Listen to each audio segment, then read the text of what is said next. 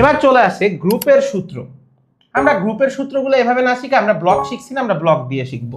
তাহলে প্রথম S block মৌল, এস ব্লক মৌলে হলো সর্বশেষ শক্তি স্তরে ইলেকট্রন সংখ্যা ইজ ইকুয়াল টু গ্রুপ সংখ্যা।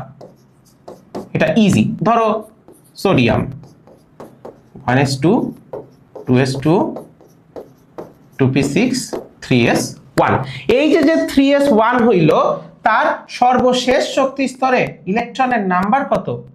1। তাই সোডিয়ামের গ্রুপ নাম্বার কত? গ্রুপ নাম্বার হলো 1। ঠিক আছে, আশা করি এটা বুঝাইতে পারছি। আচ্ছা, এবার 2 নম্বরে আমরা দেখব হলো পি ব্লক মৌল।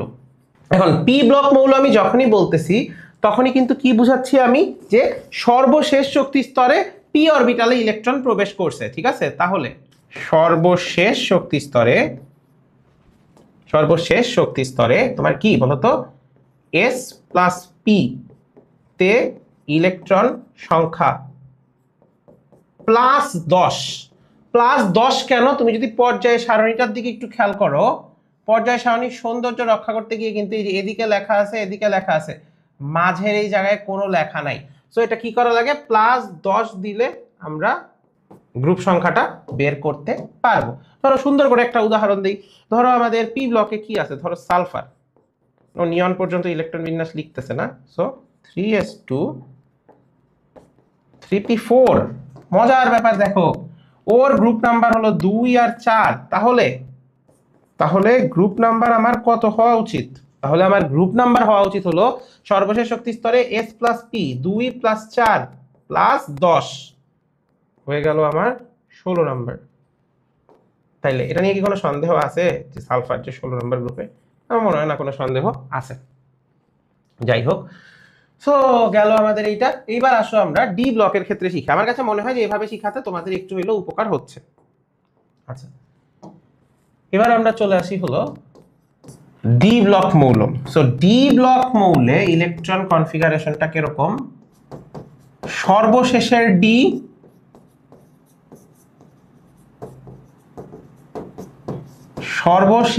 ডি প্লাস সর্বশেষের আগের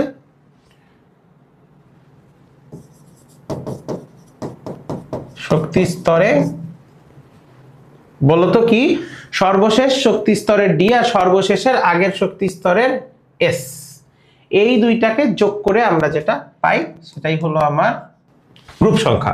তাইলে ধরো আমি যদি একটা সুন্দর উদাহরণ দিই, ছোট ধরো কপার, আর্গন পর্যন্ত তো আমি আসবই না, 3d10 4s1।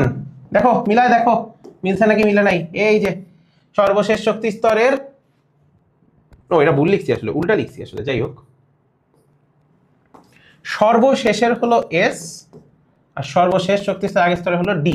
তাইলে 10 প্লাস 1 তাইলে 11। দেখো এই যে মুদ্রা ধাতু বললাম না, কপার তোমার ডি ব্লক মৌল হিসাবে তুমি আমার কাছে আর বলতো কি, যে ডি ব্লক মৌল হিসাবে তুমি কপারের সর্বশেষ শক্তি স্তরে দেখতে পাচ্ছ 4s1 3d10, দুটাকে যোগ করলে তুমি কিন্তু গ্রুপ নাম্বার পেয়ে যাচ্ছ। এভাবে গ্রুপ নাম্বার বের করা খুব ইজি। পর্যায়ের সূত্র আসলে কিছুই না ভাই, পর্যায়ের সূত্র আসলে কিছু না।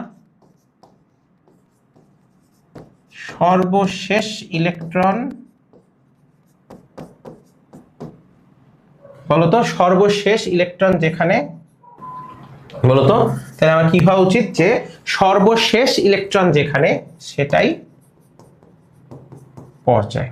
যেমন ধরো তোমার স্ক্যান্ডিয়াম,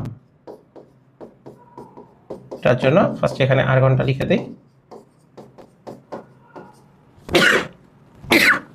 আলহামদুলিল্লাহ, ভেরি সরি ভাই, ঠান্ডা লাগছে আসলে, একটু ভালোই ঠান্ডা লাগছে, আমার ভয় শুনে বোঝা যাওয়ার কথা।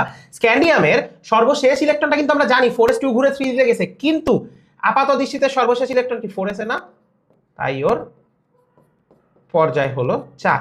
সো তুমি পর্যায়ের এই কোশ্চেনগুলোও দেখবা এবং গ্রুপের এই পয়েন্টগুলোও মনে রাখবা, তাইলেই মোটামুটি দেখবা তোমার এইচএসসি কভার হয়ে যাবে। এটা নিয়ে তেমন কোনো ঘাবড়ানোর কিছু কিন্তু নাই।